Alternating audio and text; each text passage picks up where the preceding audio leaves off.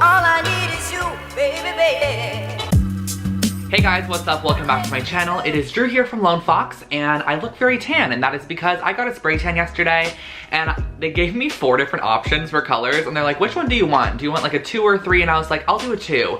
And then I was thinking about it, I was like, you know what? I have not gotten a spray tan in like a year, like let's just go for the 3 and see what happens. And I think I got a little too tan. It'll fade in the next couple of days, so I think next time I'm gonna get a 2. But besides the point, today I have some really amazing, super fun and easy DIY projects for you guys. These are honestly great like decor or personal DIY items, but they're also literally geared perfectly for Valentine's Day. So if you need to make anything for a loved one, a friend, your children, your parents, your teachers, your friend group, whoever it might be, these are such great, super affordable, easy DIY projects, and I wanted to make them, of course, very, very affordable. That way anyone can create them, and they're also great to create like in mass form. So if you wanted to make a lot at once, you can give them out to like all of your friends or all your boyfriends if you have multiple, because people do these days. Or all your husbands, all your wives, whatever it might be. I'm just kidding. Hopefully that's not a thing. But besides the point, today's projects are super easy, very cute and fun. Give this video a thumbs up if you enjoy. And also, thank you guys so much for all of the love and support on my last video. That IKEA like storage hutch that I created, you guys were obsessed with it. I have never seen such like engagement on a video before, and I just want to thank you all. So if you have not seen that video, check it out. I'll put it in the card up there for you guys. And let's all send positivity in the comments below, because we all have 14 days to find a Valentine. If none of us have a Valentine, we still have 14 days, guys. So I've never had one in my life. You never know what can happen in 14 days though. So yeah, let's get into today's projects. Alrighty guys, so jumping into our first project here, I wanted to do something that really displayed Polaroids nicely, because I feel like Polaroids and Valentine's Day are just perfect together. So I'm creating a little Polaroid booklet display. And so I picked up these little wood pieces at Joann's Fabrics, measured them out, and I'm going to be cutting them down to make the front and back covers of our books. It looks like I'm struggling with this saw, but I swear to you, it was not that challenging at all. And these wood pieces, the little cover pieces that I'm cutting, are cut to 3 inches by 4 1/4 inch. And I also used a little bit of sandpaper just to make sure the edges were all smooth and just ready to be covered, or not be covered, but be the front and back cover of our booklet. So once those are done, I measured out the size, and I just wanted to cut out 4-inch strips of cardstock. So I grabbed some craft cardstock at Joann's Fabrics, which is like just a kind of recycled looking cardstock, and I cut it down to 4-inch by 12-inch strips. And once those were all cut down, I then went and I placed it on the top, and I decided where I wanted to score. So I used a pair of tweezers literally just to create a score line with my ruler, and I scored it at every 2 3/4 inch. So every 2 3/4 inch, I drew a line and I scored it. That way you're able to easily fold it, and then you're going to sandwich 2 pieces together. So there's like a little additional flap that was left at the end. Glue them together. I'm using Fabri-Tac adhesive, and then you're gonna glue it to the front and back covers just to create an accordion. I feel like this is kind of more of a self-explanatory, if you see what I'm doing, you're gonna understand it process, but I'll make sure to put all the measurements on the screen for you so it's very understandable. So this is what you're gonna end up with, and I have this scrap piece of leather that I've had in my collection for so long, I've never even used it. So I cut out a small little 1/2-inch strip of that, and I'm using one of these little posts. They're like screw posts, and I'm just punching a hole through, screwing the screw post on, and you can find these in the leather section at Joann's Fabrics. And then I'm going to be punching a hole, and we're just going to be creating a closure for this book. So when you're able to kind of link it around, you're able to clasp it on the front, which is really nice. And then I just wanted to glue this down to the back cover, that way it stays stuck on there. So I used my Fabri-Tac adhesive again and glued it down, and here you go. So you're able to just simply fasten that shut. And then on the inside, you're able to display your Polaroids, and you can actually put them towards the top if you wanted to. I put mine in the middle, but if you put them more towards the top, you can put like a date underneath, or like a little memo or blurb, whatever you wanted to add. And I really think anyone would love to receive this, because it's kind of like a classy take on Polaroids.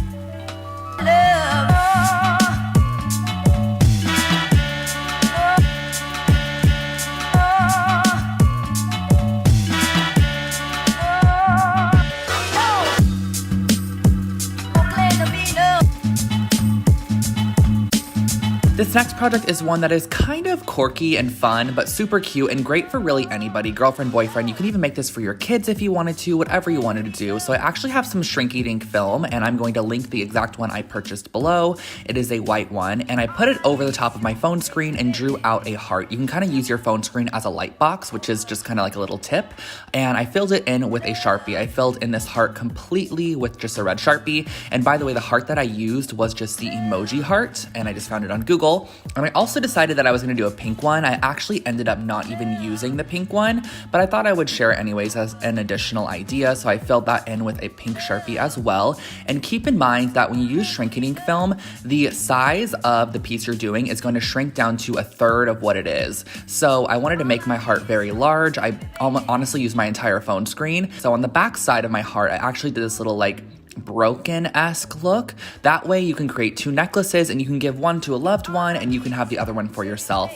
So I punched a hole in the top of each, and then I put them in the oven, let them bake. It literally takes between 2 and 3 minutes, but as you could see, they shrink in size tremendously, but they end up turning out into these like very thick plastic charms. And then next what I did was use some of this liquid gold paint because I wanted to make these almost look like enamel charms. So I went around the edge of this with the gold paint because the edge was originally white. So I went around with the gold because we're going to be using some gold hardware. And once I was done, I also painted the back with the gold as well. I also ended up painting that pink heart gold just because I wasn't really into the pink color, but this is what it ended up looking like. And then next what I did was I actually put some of this Sculpey gloss glaze on the top, and this is going to make it almost like a puffy layer of just like glossy glass. It looks really pretty when it's completely dried down. And the last step is just to create the necklaces. So I picked up some basic gold jewelry supplies at Joann's Fabrics, super affordable. I think they always have sales on these as well. And I basically cut down 18-inch pieces of chain, opened up a jump ring, looped a clasp on the end of the chain, and then I also added a ring on the opposite side. That way the little clasp had an area to clasp to. So this was our finished off necklace. And to finish off this necklace, you just need to open up a jump ring, slip your new little charm on there, and then put it on the necklace. And that finishes off your little cute enamel charm necklace. I love the way this turned out, and I think it's just a great, simple, and affordable gift for anybody.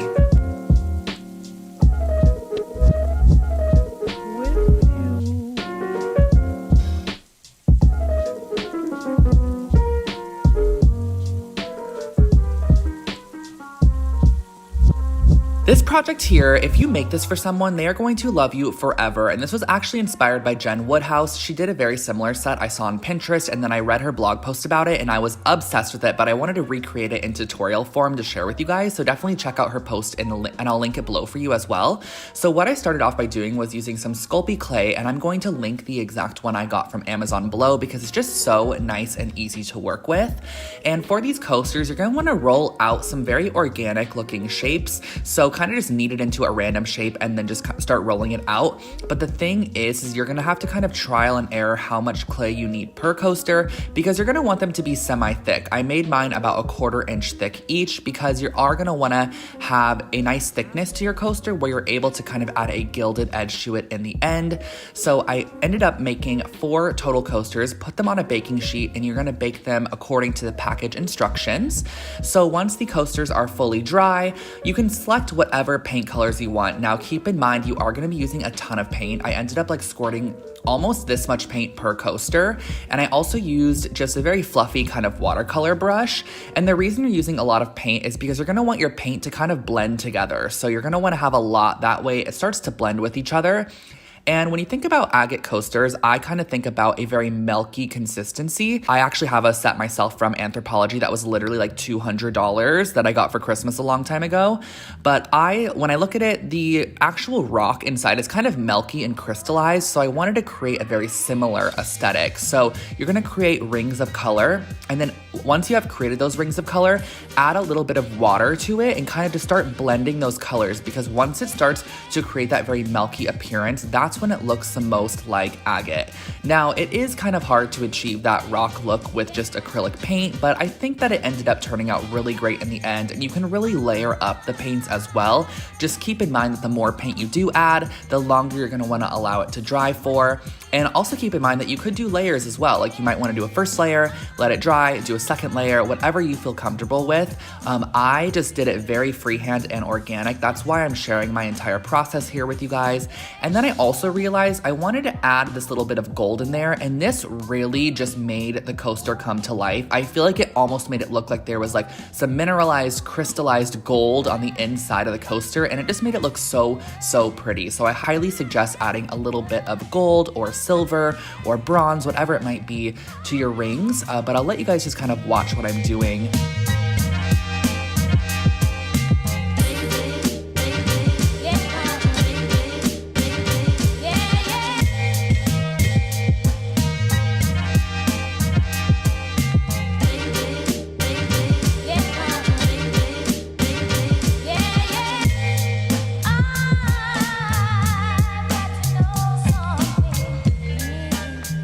As you can see, I added a little bit more darkness on the end here because you're never gonna want your coasters to look too symmetrical. It's always great to have kind of like an organic look to them.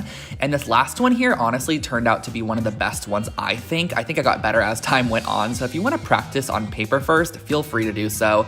Then let that paint dry overnight. And then what you're gonna do that really just finishes off these coasters is use your gilded paint, which I'll link this one below as well. It's from Craftsmart. I get it at Michael's, and you can actually go ahead and just paint the edges of your coaster, which is why we want it to have kind of that thick 1/4 inch clay look to it. And lastly, you're gonna add some of that Sculpey Gloss glaze as well. I added way too much for this first one. I really thought it was gonna be super thick and kind of very spreadable, but I ended up just pulling it off of that coaster and using it on all 4 coasters. So just give it a nice coat of this glaze because that's also gonna make it waterproof and great for your beverages and drinks. And that finishes off this coaster set. How amazing did these look? Much to me.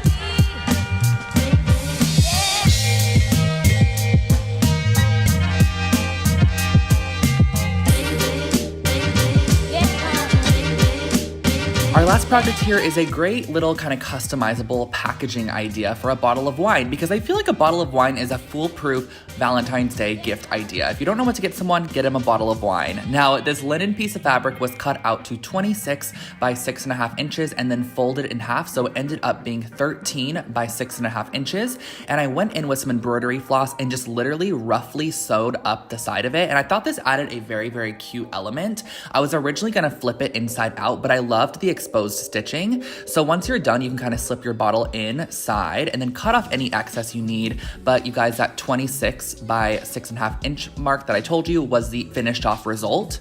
So I definitely suggest cutting your linen out to that size and then folding it. But next what I did was I just added a couple of embroidered hearts. Now you guys have seen me embroider on my channel a trillion times, so I'm not gonna go into too much depth about this, but I added on 3 little red embroidered hearts just to kind of add a cutesy Valentine's element to this. You can leave it just the plain wine bag if you wanted to, or even stamp on some hearts if you wanted to, whatever you want to do. But look how great this looks in the end. So you can slip your wine bottle in, and I used a tiny piece of leftover paper from that Polaroid project I did earlier, and I wrote "to Bay" on it because this is for Bay.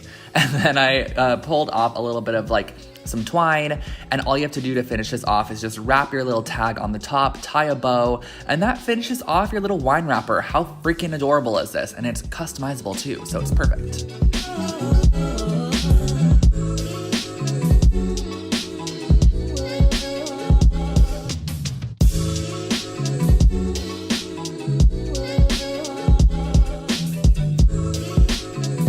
Alrighty, so those are my projects today. I hope that you guys enjoyed these Valentine's decor, DIY inspired gift ideas. These are such great just like gift ideas, of course, but also if you wanted to make those coasters for yourself, feel free to. If you wanted to make yourself your own love necklace, feel free to. Make yourself whatever you please. But yeah, thank you guys so much for watching. It means the most to me. I hope everyone has an amazing and loving Valentine's Day. And if you're not already, make sure to subscribe to my channel. I post brand new videos every single week here on room decor, DIY, home decor, room makeovers, transformations, all of the above, just tons of fun stuff. So I'd love to see you back on the channel, and I will catch you all in the next video. Have an amazing rest of your day, and bye guys!